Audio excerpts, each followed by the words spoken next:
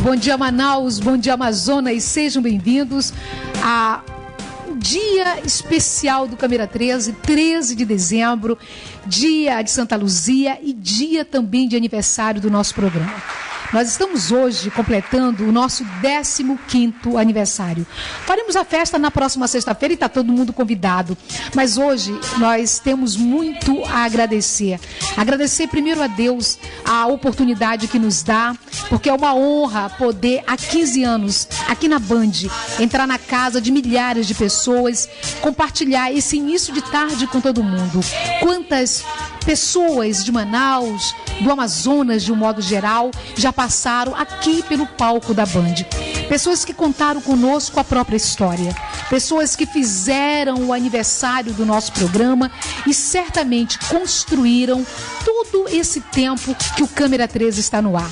Quero aqui agradecer a nossa equipe de produção, que eu tenho certeza, fazer um programa ao vivo há tantos anos não é uma tarefa fácil. Portanto, nós temos homens e mulheres, pessoas que se comprometem, se dedicam para que nós possamos levar o melhor até a sua casa. A nossa equipe de produção, sim, é a equipe da TV Rio Negro, hoje a Band Amazonas, nossos amigos do dia a dia, os nossos câmeras, direção de TV, a nossa querida Marlinda, o Rocha, Monteiro, todos, o Júlio, que comanda isso aqui tão bem com todos nós, o Edson na técnica, o Ramon, o Sidney, o PC, enfim, gente, tantos, o Neves, profissionais que na sexta-feira eu quero citar um por um. Porque é justamente o Câmera 13, feito a várias mãos, que hoje completa há 15 anos. Sozinhos, na vida, nós não somos nada. E eu tenho absoluta certeza, ao agradecer o nosso querido amigo Dr. Francisco Garcia, ao agradecer o nosso querido amigo Dr. Massara, através deles, agradeço a todos e todas aqui da Band Amazonas. Mas quero fazer um especial agradecimento a você, que nesse início de tarde larga tudo para ficar de olho na tela da Band para acompanhar o Câmera 13. Quero agradecer a todos os profissionais que já passaram pela produção do nosso programa.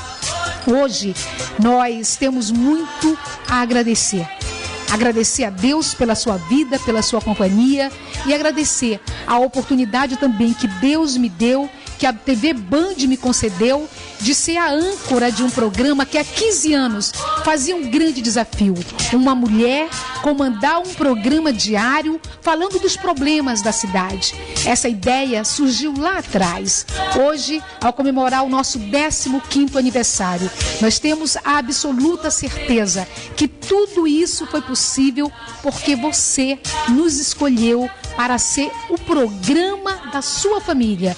E eu tenho certeza que mais uma longa estrada teremos pela frente. Nós aqui na Band e você, do outro lado da telinha da Band, construindo o programa da nossa gente. Muito obrigada, que Deus abençoe a sua vida, abençoe a sua família, e para nós é uma honra ter a sua companhia todos os dias, iniciando as nossas tardes. E não teria melhor dia se não hoje, para a gente comemorar, porque hoje está conosco novamente o nosso queridíssimo parceiro de todas as terças-feiras, Dr. Sidney Chalub, passou por uma cirurgia, mas está aqui, pronto para essa nova caminhada, né, Dr. Sidney? Tudo bem? Seja muito bem-vindo. Obrigado, satisfação e prazer de ter sido acolhido por essa família, porque isso aqui nada mais é do que uma família. E como uma menina que aos 15 anos debuta, nós estamos debutando, passando daquela fase de criança para uma maturidade, que nós vemos isso no dia a dia do nosso programa, e inserido isso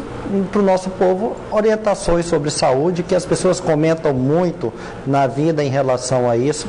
E eu sou muito grato de estar aqui. Agora, passando do lado de médico a paciente, a gente tem uma visão um pouquinho diferente, mas cada vez a gente fica mais gratificado por essa nossa medicina no Amazonas. Eu quero aqui parabenizar todos, a equipe de cirúrgica, o Dr. Michel, o Dr. Malaguti, o Dr. José, que anestesiou. Foi uma cirurgia delicada, mas estou aqui, quase que correndo para jogar bola. Olha, que bom, viu? Olha, a coisa melhor é a gente poder bater esse papo todos os dias aqui, conversar mesmo, como pessoas amigas. A gente conversa, leva informações e leva muita informação sobre saúde. É o que nós vamos fazer nessa terça-feira, 13 de dezembro, também com esse convidado amigo, querido, já esteve conosco, Dr. Antônio Magela, ele que é infectologista, chefe do Departamento Clínico da Fundação de Medicina Tropical, e é sempre uma alegria renovada, Dr. Antônio Magela, receber o senhor aqui conosco. Muito obrigada. Eu também agradeço a oportunidade e sempre que possível a oportunidade de compartilhar informações qualificadas com a nossa população, essa é a nossa missão. Ok, e vamos falar sobre AIDS. No último dia 1º de dezembro, iniciando o mês de dezembro, a gente já comemorou aí o Dia Mundial de Luta contra a AIDS. Como é que está hoje a AIDS aqui no estado do Amazonas, doutor Magela? Uma situação que ainda nos inspira muito cuidado. O que a gente fala é que temos ainda uma epidemia em expansão, associado com algumas outras infecções, que é o que caracteriza a AIDS. Mas nós temos uma situação em que, felizmente, nós conhecemos essa situação e também, felizmente, temos uma série de profissionais e uma série de ações envolvidas na tentativa de termos o controle dessa situação, trabalharmos para atendermos as pessoas da melhor maneira possível, evitando que elas adoeçam menos ou que morram menos, mas também com um olhar voltado para as campanhas de prevenção, que ainda é a melhor estratégia para se evitar, né, a infecção e o adoecer pelo HIV. Agora, doutor Sidney, a gente lembra um pouco, vamos voltar aí uma década, aí a gente percebe hoje como que a medicina já avançou, os coquetéis que nós temos aí sendo oferecidos, isso garantiu mais qualidade de vida para as pessoas que infelizmente acabam descobrindo que estão com AIDS. Agora, qual o tipo de orientação o senhor passaria? Porque as campanhas, como bem colocou o doutor Antônio Magela, são muito importantes, mas a gente precisa avançar além das campanhas, porque passa o mês de dezembro, né, doutor Magela, e muitas vezes a gente esquece de trazer a situação de uma pessoa que possa hoje estar com AIDS ou evitar ter aí a contaminação. Como que a gente, o que o senhor poderia passar nesse início já de programa para as pessoas que nos acompanham? A falar em amigo, Magela é meu amigo de turma. Então nós estávamos comentando que nós vivemos há 20 anos a chegada da AIDS no Amazonas. E é uma situação totalmente diferente por uma doença que continua muito estigmatizada. Eu acho que o grande avanço da AIDS hoje é conscientização. É basicamente saber que a pessoa hoje, quando está com AIDS, ela não está mais condenada à morte. Mas ela tem que ter conscientização em 2 momentos. Primeiro, você tem a doença, você tem que tratar. E existem tratamentos hoje com os coquetéis, com as drogas, múltiplas drogas, que chegam a deixar níveis indetectáveis do vírus no sangue. Mas é importante que você tenha uma consciência de que uma vez que você com a doença, você vai ter sempre que tomar a medicação. E principalmente, gente, você tem que tomar cuidado com o seu parceiro, cuidado com o seu próximo. Porque a grande colocação que nós temos que fazer hoje é o seguinte: a AIDS é uma doença infecto-contagiosa. E se você tiver essa consciência, você vai diminuir muito. Mas ela falou das campanhas. A campanha não pode ser só 1 mês, 2 meses, tem que ser constante. E eu queria já começar a colocar isso na discussão, Magela, o que a legislação avançou em relação não só às campanhas, mas os deveres, não só o direito da pessoa que está com AIDS, mas qual é a obrigação e o dever que ela tem em relação com a população ao redor, porque ela é um contaminante. Então ela tem que tomar consciência de que ela pode ter uma vida normal, mas ela pode transmitir a doença. Exatamente. Então, hoje em dia se existe muita informação com relação à AIDS, a todos os seus mecanismos de transmissão, inclusive as outras doenças que também compartilham essa via de transmissão. Na realidade, hoje uma pessoa que recebe um diagnóstico de HIV, ela tem que ficar se cuidando, monitorando a sua imunidade, monitorando a carga viral, se observando clinicamente e se cuidando. porque ela é uma fonte de contaminação. Quando ela toma os devidos cuidados, ela tem uma ação de quebrar o ciclo de transmissão, e isso vai evitar que outras pessoas adoeçam. E quando uma pessoa transmite o HIV para uma pessoa, que transmite para duas, que transmite para quatro, é uma questão exponencial. Então atinge uma proporção enorme em pouco tempo. Então essa pessoa tem que ter o cuidado que ela tem uma doença infecto-contagiosa, que ela pode contaminar outras pessoas, e que há aspectos legais para isso. Uma pessoa que sabe que tem um HIV e que deliberadamente passa esse vírus para outra pessoa, e há uma situação de uma pessoa comunicando isso nas redes sociais atualmente, que mesmo sabendo que tinha um HIV, contaminou várias pessoas, com uma espécie de vingança, de não saber lidar com a situação, de rancor, de raiva, e acabou contaminando outras pessoas. Então, uma pessoa dessa fica sim ao alcance da lei, porque os direitos de uma pessoa, a partir do momento que ela tem HIV, são os mesmos que ela tinha antes. Mas a lei é clara, a cada direito se sobrepõe também um dever, e isso é igual para todos. E como todos têm que ser iguais perante a lei, embora isso esteja tão mal interpretado atualmente, mas o que está escrito é o que vale. Todos são iguais perante as leis, os mesmos direitos, os mesmos deveres. Doutor Magela, vamos aqui para a tela da Band para a gente ver dados. Essas informações, elas são importantes, e a gente quer mostrar esse gráfico, na verdade, a cascata de cuidado para HIV e AIDS. Nesse caso, pessoas que já têm aí o diagnóstico, pessoas que estão vivendo com o vírus. Como é que está isso? A gente tem hoje dados concretos, diagnóstico preciso sobre a AIDS? Temos. Aqui no Amazonas especificamente, até agora em 2015, nós podemos dizer, nós temos em torno de 15 mil pessoas diagnosticadas, né, e infelizmente a grande maioria delas, a quase totalidade, em tratamento. O Brasil é um modelo, felizmente, para tratamento de HIV.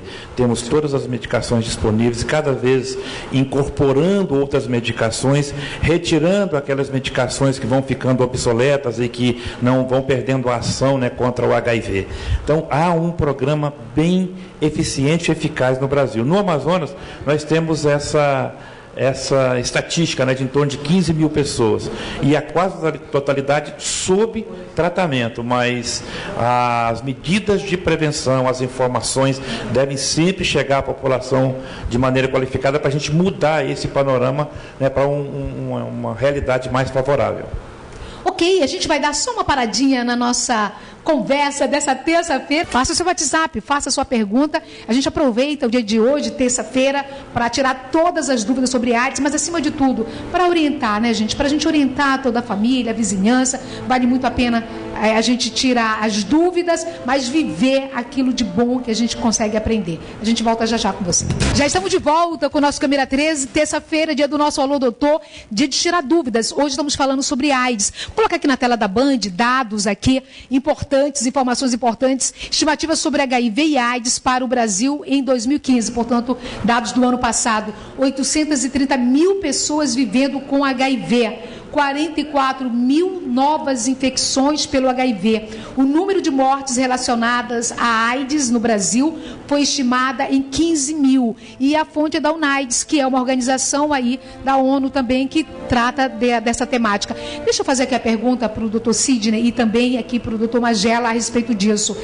Esse número não é assustador, não, doutor Magela? Com certeza, a AIDS ainda é uma epidemia em expansão, né? Nós temos uma estatística também do Amazonas, nós temos em torno de 15 mil pessoas vivendo com HIV/AIDS, temos uma média de 1.300, 1.400 casos novos todos os anos. Né? E com relação ali às mortes, eu estava comentando com o Sidney, nós já temos uma estatística preocupante com relação aos óbitos. Nós temos em média um óbito a cada 36 horas, isso é algo preocupante. E um número muito grande de pessoas que já estão chegando ao hospital com AIDS. Eles se infectam, o tempo de evolução para AIDS varia muito de uma pessoa para outra. Nós temos algumas pessoas, nós chamamos de progressores lentos, ela entra em contato com HIV, mas o seu sistema imunológico consegue manter o vírus sob controle. Outras pessoas não têm esse mesmo controle e logo já saem da condição de soro positivo para a condição de AIDS, já com a ocorrência de doenças, infecções oportunistas muito graves. Agora, no ano passado, a gente ouviu muita gente comentando de que a AIDS estava também na terceira idade. Muitas pessoas já chegaram à terceira idade já com o vírus. Esse ano a gente teve, até esse momento, muitos relatos de que a AIDS muito mais nas mulheres. A gente explicar um pouquinho sobre isso já, mas deixa eu trazer aqui na tela da Band uma pergunta das redes sociais. Gabriel Lins, do Careiro da Várzea. Doutor, ter HIV é diferente de ter AIDS? Tem alguma diferença nisso, doutor Magela e doutor Sidney? Essa é a diferença que eu falei agora há pouco. O indivíduo vai lá, ele chega ao hospital e fala assim: eu quero saber se eu tenho HIV. Ele faz um exame para identificar os anticorpos contra o HIV e dá positivo. Então ele está soro positivo. Nós só vamos considerar que ele tem AIDS quando a imunidade dele sofre uma queda exorbitante e ele passa a ficar vulnerável a ter uma série de infecções oportunistas. Seja uma diarreia crônica com perda de peso, monilias oral, tuberculose, meningite por criptococcus, pneumonia por fungo, pneumocistose, são algumas doenças que nós chamamos de doenças definitoras. E, infelizmente, há um grande número de pessoas que já estão chegando ao hospital com essa condição, ou seja, já dificulta mais o tratamento. O diagnóstico é feito nesse momento, mas já se perdeu um pouco de tempo, né? O ideal é nós tratarmos as pessoas a partir do momento que elas se descobrem soro positivas. Agora, é possível uma pessoa ter soro positivo e nunca ter AIDS ou não?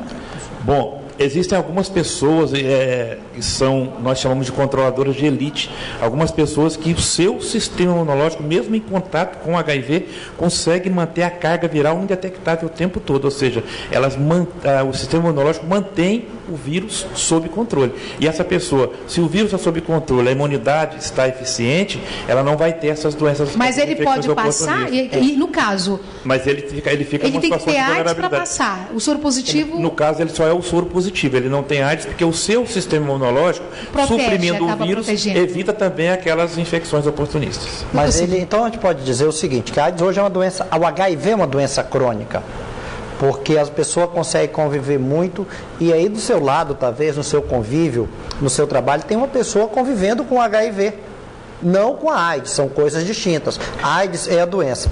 E eu queria colocar uma situação que a gente observa muito hoje, Magela, que as pessoas que fazem tratamento, você usou uma palavra que é indetectável, e ela vai lá, até com um alerta, ela vai lá no Instituto de Medicina Tropical, faz o exame de sangue e não encontra o vírus no sangue. Mas esta pessoa, ela mesmo tendo o vírus não detectado, primeira pergunta, ela é considerada curado? E segundo, ela continua transmitindo a doença para seus parceiros? Bom, inicialmente ainda é uma doença que nós não temos cura, né? Ainda não anunciamos a cura. É uma doença crônica, como você disse, controlável, através dos medicamentos e uma série de cuidados que o paciente precisa ter. E qualquer paciente que seja soro positivo, ele é uma fonte de contaminação, e, principalmente através de compartilhamento de seringas, através de relações sexuais, porque mesmo numa relação sexual, existe uma série de microtraumatismos que podem acontecer durante essa relação, e nesses microtraumatismos há contato de sangue, de secreção dessas pessoas envolvidas nessa relação, e aí se uma delas tiver o HIV, esse risco vai estar sempre presente. Evidentemente que não é um risco absoluto de 100%, mas em se tratando de HIV, mesmo que seja pequeno, é até meio paradoxal falar isso, mesmo que o risco seja pequeno, ele pode ser considerado grande risco. Ok, olha, para você ter uma ideia, gente, de 2009 a 2015, o número de pessoas em tratamento no Sistema Único de Saúde, o SUS, aumentou 97%, passando de 231 mil para 455 mil pessoas. São dados do Ministério da Saúde. Vamos chamar agora o repórter Gerson Guerra para essa conversa. Traz mais informações o Gerson a respeito da AIDS no Amazonas e também no Brasil. Quero lembrar a importância desse tema. A gente se lembrar um pouco, a gente sempre vem nomes da música, por exemplo, como Cazuza. Eu acho que foi verdadeiramente quem chamou muito a atenção. Fred Mercury. Se a gente for trazer um pouco, então pessoas que acabaram, infelizmente, não estão mais entre nós, mas outras pessoas com AIDS que estão aí, não é? Ainda fazendo a história. A gente vai então agora para as ruas, tem perguntas chegando e já a gente coloca o Gesso nessa conversa de hoje. Vamos lá, para as ruas. Meu nome é Ulisses, eu tenho uma pergunta a fazer. Qual é a forma mais eficaz da prevenção contra o vírus HIV? Bom, ainda é o uso da camisinha. Evidentemente que nós devemos sempre orientar as pessoas que minimizem os seus parceiros sexuais, porque a promiscuidade também aumenta o risco, mas da maneira mais sensata, mais tranquila que a gente pode falar diminuir os parceiros sexuais e diminuir a relação sexual desprotegida, que é sem uso do preservativo. Ainda é a forma mais eficiente, mais barata e mais acessível de se proteger contra o HIV. Nós estamos aqui, eu não posso fugir do meu mito ou verdade. É mito ou verdade que se a pessoa... Tem relatos aí de que injetaram em frutas, líquidos contaminados. Existe o risco de transmissão quando uma pessoa deliberadamente, por exemplo, injeta numa tangerina um conteúdo do seu fluido sanguíneo. Isso transmite ou não a AIDS? Como já aconteceu, né? Na realidade, o HIV, o vírus tem uma característica de ser um parasita intracelular obrigatório. O que quer dizer isso? Ele precisa, para sobreviver, de uma célula viva. E ele vai usar o material genético dessa célula para produzir cópias de si mesmo. E fora desse ambiente, ele é muito frágil. Ele sobrevive de minutos a algumas horas fora de um ambiente. Dentro de uma fruta, o ambiente é muito ácido, né? Isso faz com que que as partículas virais sejam rapidamente destruídas. Mas quando se trata de uma situação real, a gente sempre fica pensando em todas as possibilidades. Por mínima que seja, ela deve ser considerada. Ok, agora sim vamos chamar o Gesso, o nosso repórter Gesso Guerra, para essa conversa aqui, que tem informações aí do tema. Vamos lá, Gesso. Eu tenho AIDS há 12 anos, em março eu fiz 12 anos que eu descobri que eu estava infectada. Desde a década de 80 até os dias atuais, foram registrados 870 mil casos de AIDS no Brasil. Na América Latina, o Brasil sai na frente, nos últimos 5 anos, passando de 43 para 44 mil casos registrados.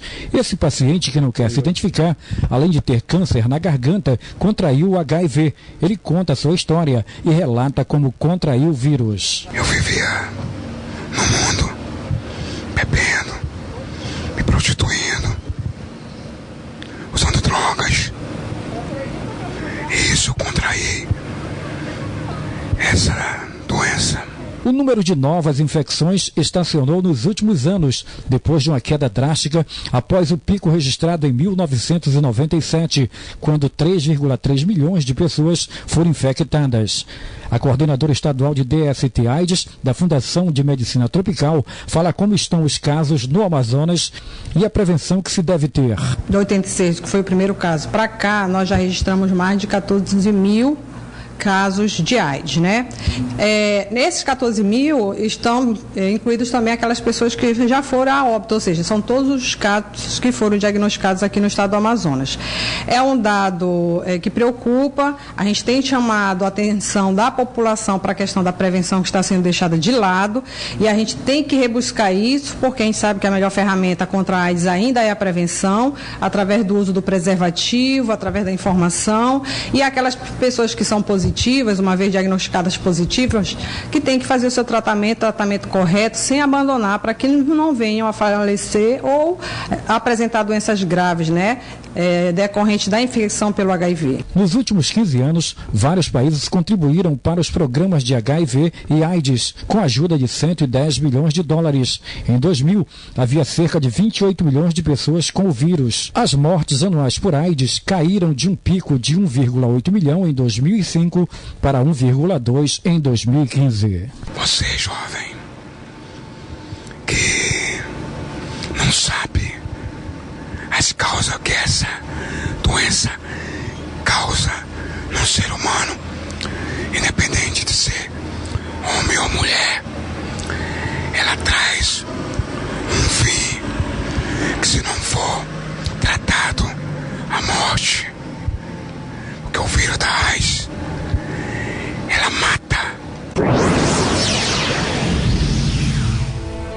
Olha, gente, Jéssica, obrigada pelas informações. Quero até deixar aqui uma pergunta já para o doutor Magela e para o doutor Sidney. O que acontece no organismo de uma pessoa que está com soro positivo e a pessoa que já está com AIDS? Que a gente vê aqui é uma caminhada assim, tão triste mesmo, que a gente acabou de ouvir e de ver. Então já os senhores respondem, mas agora, olha, nós estamos conversando nessa terça-feira a respeito da AIDS, né, no Amazonas, no Brasil. Estamos recebendo, além do nosso parceiro de todas as terças-feiras, doutor Sidney Chalub, flamenguista. Não mudou não, doutor Sidney? Não. Tá bom então. Tá ótimo então, gente. Nosso querido doutor Antônio Magela. Cruzeirense. Cruzeirense. Ah, é? Cruzeiro? Desde sempre, não é? Então vamos fazer o seguinte, a gente vai para o intervalo comercial, vai me explicar por que doutor Antônio Magela é cruzeirense desde sempre, e a gente volta já respondendo vários questionamentos sobre a AIDS, inclusive a AIDS na terceira idade e a AIDS nas mulheres. A gente volta já. Para o doutor Sidney. A Francisca, que trabalha lá com a gente, fez um bolo maravilhoso. E aí o senhor vai levar para casa também hoje, doutor Antônio Magela. Que bom. Bom, a gente tem várias perguntas, doutor Magela e doutor Sidney. Porque a questão da AIDS na terceira idade, nas mulheres e agora entre os jovens? Bom, na realidade, a gente sempre olha historicamente a epidemia de AIDS e vê que naqueles primeiros anos se falavam em grupos de risco, que eram os homossexuais, os hemofílicos, aqueles que usavam drogas injetáveis, os haitianos, né, que o Haiti foi uma ponte que o HIV usou para sair da África e chegar até os Estados Unidos. Então tinha essa questão de grupo de risco. E os mais visados naquela época eram os homossexuais. Mas com o tempo isso foi mudando e hoje nós não falamos mais em grupos de risco, nós falamos hoje em comportamento de risco. Uma pessoa pode se expor ao HIV em qualquer idade, em qualquer classe social, qualquer nível social ou econômico. O risco é igual para todos, desde que haja a exposição. Então nós temos a questão da terceira idade, é que as pessoas passaram a viver mais, passaram a até fazer uso de medicamentos para assegurar a vitalidade sexual, e aí isso prolongaram também por um pouco tempo a atividade sexual. E nós temos do outro lado uma população que inicia a vida sexual cada vez mais precocemente. Aí a nossa preocupação agora de ter, inclusive no Amazonas é uma realidade preocupante, que a maior parte dos casos de AIDS que preocupa hoje é na população entre 15 e 24 anos. Agora, sigilo na hora de fazer o teste. Sempre o sigilo. O sigilo, a garantia do sigilo é inclusive um dos sagrados princípios da bioética. E não é só para HIV. A gente fala muito em HIV, porque é uma doença muito estigmatizante. Mas eu não posso fazer um diagnóstico de diabetes, de hipertensão numa pessoa e sair falando para outras pessoas. É uma relação entre o médico, seu paciente, e algum familiar que aquela pessoa doente permita que tenha conhecimento da sua doença. Então, a questão do sigilo ela é universal. Ela é mais observada com relação ao HIV, ainda, infelizmente, por causa do estigma e do preconceito que ainda envolve essa doença. A gente está no finalzinho, mas só uma pergunta muito rápida. Aonde a pessoa pode fazer o exame? Hoje, o sistema de diagnóstico de AIDS não é só da AIDS. A AIDS, hepatite B, hepatite C e sífilis, que é outra preocupação, dá uma bela discussão também. Isso está descentralizado, não é só na Fundação de Medicina Tropical. Nós temos hoje mais de 80 UBSs que fazem os exames de sorologia. Temos 4 policlínicas na cidade, Antônio Reis, Antônio José, Conte Teles e Franco de Sá, em pontos estratégicos da cidade que também fazem esse tipo de atendimento. Então nós estamos descentralizando a questão do diagnóstico para que as pessoas possam procurar os exames cada vez mais próximos das suas casas, garantindo o sigilo e garantindo principalmente o acesso às informações e ao tratamento. Ok, gente, muito obrigada. Foi um prazer tê-lo conosco, doutor Antônio Magela. Estamos sempre à disposição. Eu espero que o senhor volte muitas vezes aqui conosco, aqui na Band. Eu comentava com o Sidney aqui agora há pouco, né? Sempre que ele precisar, sempre que você precisar. Obrigada. E se tivermos à disposição, aqui estaremos com certeza. Ok, meu querido parceiro das terças-feiras, muito obrigada. Uma boa satisfação e vamos retornar a semana que vem com um tema que você de casa pode sugerir para que a gente possa diversificar e tirar suas dúvidas. Ok, é só entrar no Facebook do programa e dizer, olha, eu quero que debata um determinado assunto e a gente vai ter o prazer de atender. Obrigadão pela sua companhia, gente, hoje 15 anos, oh, coisa boa, né? Obrigada muito ao nosso Deus, muito obrigada a você que certamente vai estar conosco, não só no dia de hoje, mas nessa caminhada. Obrigada e a gente se vê amanhã aqui na Band. Até lá.